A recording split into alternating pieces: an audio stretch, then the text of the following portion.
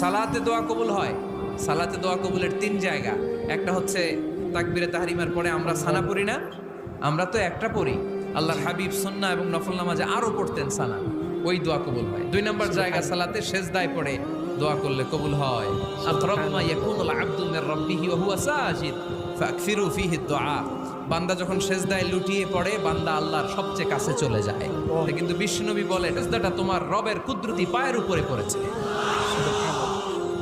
সেজদায় পড়ে দোয়া করে। সালাম ফিরানোর আগে বিশ্বনবী দোয়া করতেন, লা ইউসাল্লিমান্না আহাদুকুম হাত্তা ইয়াতাআওয়াযা মিন আরবা'a।